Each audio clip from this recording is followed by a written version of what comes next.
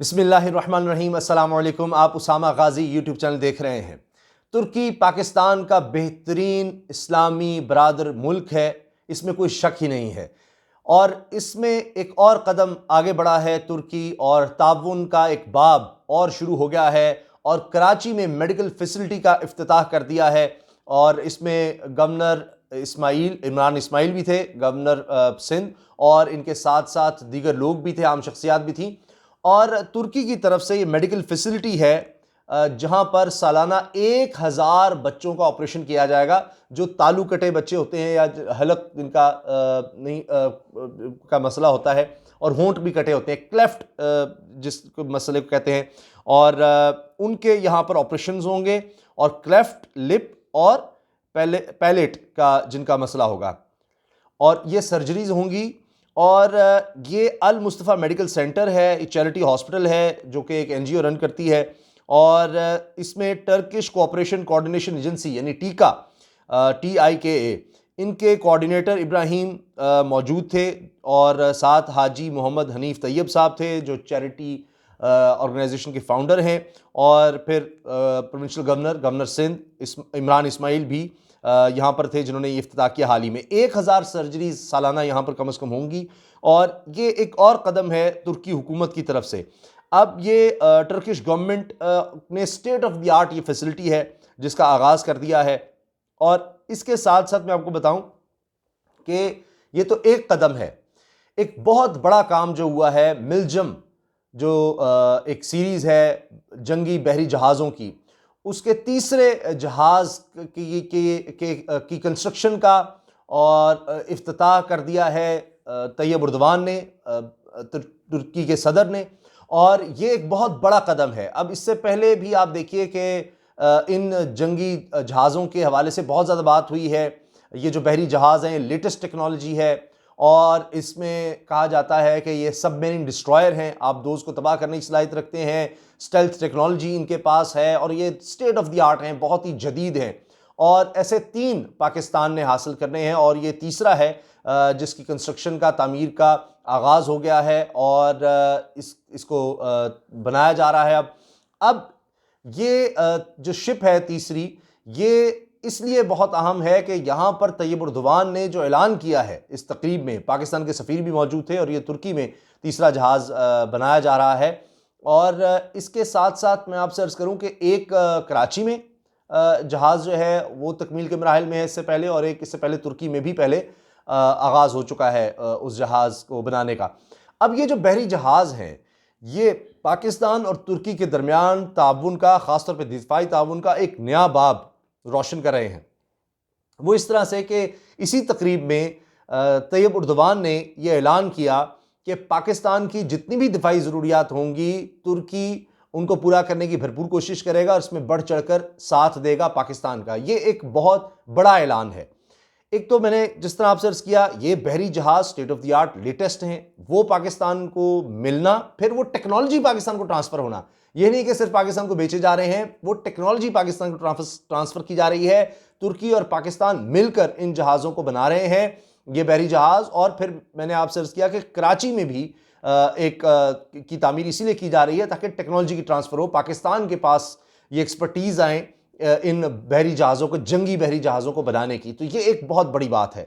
अब इस तकरीब में तैयब उर्दवान ने जो ऐलानात किए हैं वो बहुत अहम है। एक तो ये उन्होंने कहा कि पाकिस्तान और तुर्की 2 मुल्क हैं, एक कौम है, और हमारे जो ताल्लुकात हैं, बरादराना ताल्लुकात पाकिस्तान के साथ, इनकी मिसाल दुनिया में नहीं मिलती। तुर्की और पाकिस्तान इतने करीब होते चले जा रहे हैं।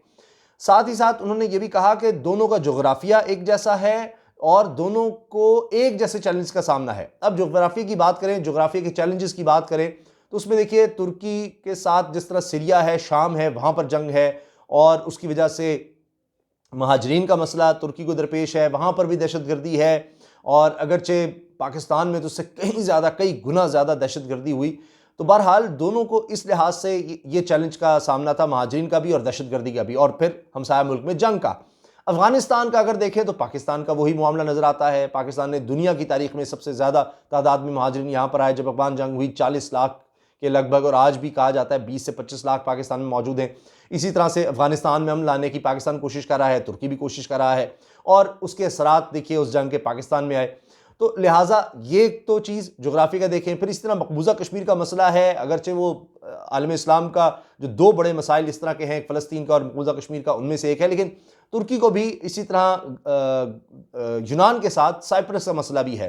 तो एक तरफ यूनान कहता है कि साइप्रस का हिस्सा है, दूसरी तरफ तुर्की कहता है साइप्रस का हिस्सा है, तो अभी भी दो हिस्सों में डिवाइडेड है साइप्रस। बहरहाल ये एक मामला हम देखते हैं कि वहाँ पर है। फिर आपने देखा अज़रबैजान की आर्मीनिया से जंग में पाकिस्तान और तुर्की दोनों ने भरपूर तरीके से अज़रबैजान का साथ दिया था। तो इस तरह से दोनों के चैलेंजेस इकट्ठे नजर आते हैं। अब भारत दोनों के खिलाफ हो चुका है, अमेरिका के ताल्लुकात में उतार चढ़ाव दोनों के साथ है। अभी हाल ही में आपने देखा सऊदी अरब का मामला आया, तो सऊदी अरब तुर्की से कोई अच्छे ताल्लुकात नहीं है, इसी तरह से पाकिस्तान के साथ ताल्लुकात में भी उतार चढ़ाव आया।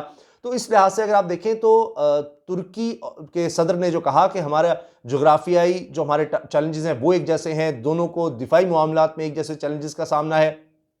अब पाकिस्तान के चीन के साथ तो बहुत बेहतरीन ताल्लुकात हैं ही, तुर्की भी अब नज़र आ रहा है कि चीन से ताल्लुकात बढ़ाने जा रहा है, और इसी में एक बहुत बड़ी पेशरफ्त जिसमें तुर्की आगे बढ़ रहा है वो है इस्तांबुल, यानी तुर्की से ईरान और फिर पाकिस्तान तक रेलवे लाइन। ये एक बहुत अहम मंसूबा है जिसमें 2021 जो अब साल शुरू हो चुका है, इसमें बहुत बड़ी पेशरफ्त होने जा रही है, और ये इसीलिए इसको ITI कहा जा रहा है, Istanbul Tehran Islamabad railway line. और ये एक बहुत बड़ी चीज़ है। इस पर मैं बात करने से पहले अज़रबैजान का चूंकि जिक्र आया तो मैं आपको बता दूं कि अज़रबैजान की फतह में, तारीखी फतह में टर्किश ड्रोन्स का सबसे अहम किरदार नजर आया। और अब ये ड्रोन्स जो असला बरदार ड्रोन हैं, जो बड़ी ज़बरदस्त प्रिसिशन के साथ दुश्मन के ठिकानों को निशाना बनाते हैं, और अब दुनिया ने इनको देख लिया और हैरान कुन हद तक देखा कि इनकी कितनी अफादियत थी, और इसके मुकाबले में आर्मेनिया ने जो भारत से असला ख़रीदा था वो इसके मुकाबले पे कुछ ना कर सका। तो अब वो तुर्की पाकिस्तान को भी वो ड्रोन्स देने जा रहा है, तो इसीलिए भारत की चीखें निकल रही हैं, क्योंकि उनका मुकाबला भारत नहीं कर सकता।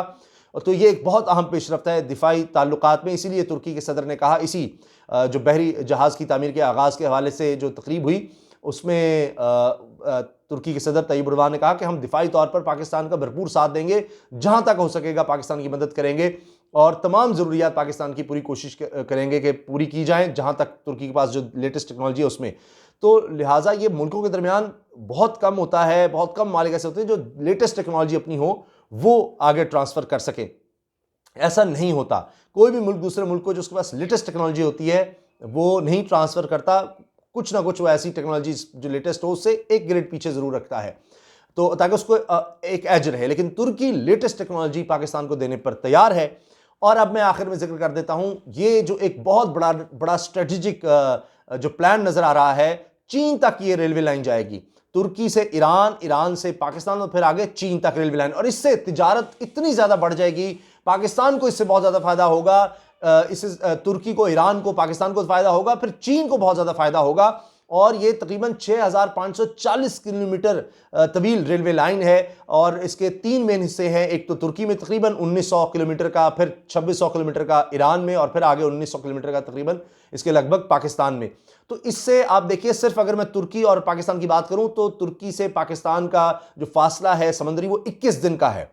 यानी जो सामान है, आपको पता है समुद्र से ज़्यादा तिजारत होती है पूरी दुनिया में, जो तिजारत है मसनूआत की, वो तो उसका फासला सिर्फ 10 दिन रह जाएगा। तो इससे आप अंदाज़ा लगाएं तिजारत कई गुना हो सकेगी। फिर यहाँ से तुर्की को ये है कि वो चाइना अपनी चीज़ें बेच सकेगा, चाइना तुर्की में बेच सकेगा, ईरान कनेक्ट हो जाएगा। तो ये दुनिया की सबसे बड़ी आबादी वाला मुल्क चीन, जो अब सबसे बड़ी ताकत जिसको कहा जा रहा है आलमी ताकत, वो तुर्की से जुड़ेगा, और बीच में पाकिस्तान और ईरान। तो पूरा खित्ता जो है इससे कितना ज़्यादा आगे चला जाएगा, इससे आप अंदाज़ा लगाएं कि ये ताउन का एक नया बाब खुल रहा है, और तुर्की और पाकिस्तान मुस्तकबिल में बहुत एक करीबी ताल्लुकात बनाने जा रहे हैं और बहुत आगे बढ़ रहे हैं। इसके साथ साथ जिस तरह तैयब एर्दोगान ने इसी तकरीब में जिक्र किया कि जब वो पाकिस्तान आए और पाकिस्तान में आकर जिस तरह से वो वाहिद शख्सियत हैं जो इतनी दफ़ा पाकिस्तान का दौरा कर चुके हैं, और उन्होंने जो अपने एहसासात हैं यहाँ शेयर किए, और पाकिस्तानियों को शुक्रिया अदा किया कि तारीख़ी ताल्लुकात हैं, क़ल्बी ताल्लुकात हैं, दिली एक मोहब्बत है दोनों के दरमियान, तुर्की और पाकिस्तानी कौम के दरमियान। और तो वो ये कहते हैं कि इसलिए हमने मुस्तकबिल में पाकिस्तान और तुर्की ने बहुत आगे जाना है और स्ट्रेटेजिक ताल्लुकात, इकनॉमिक ताल्लुकात बहुत आगे ज़बरदस्त करने हैं। पाकिस्तान में जो सी पैक के ज़रिए इकनॉमिक जोन्स बन रहे हैं, वहाँ पर तुर्की की फर्म्स बहुत ज़्यादा इन्वेस्टमेंट के लिए आ रही हैं। पाकिस्तान और तुर्की के दरमियान जो मोहब्बत थी उसका एक बहुत बड़ा सबूत दुनिया ने तब देखा जब कार के जो टर्किश कंपनी थी वो मुकदमा जीत गई पाकिस्तान के खिलाफ 2 से ढाई अरब डॉलर का। तो वो फिर जो पाकिस्तान पर जुर्माना था वो भी तैयब उर्दवान ने पर्सनली बीच में आकर वो जुर्माना ख़त्म करवाया, मुआफ़ करवाया।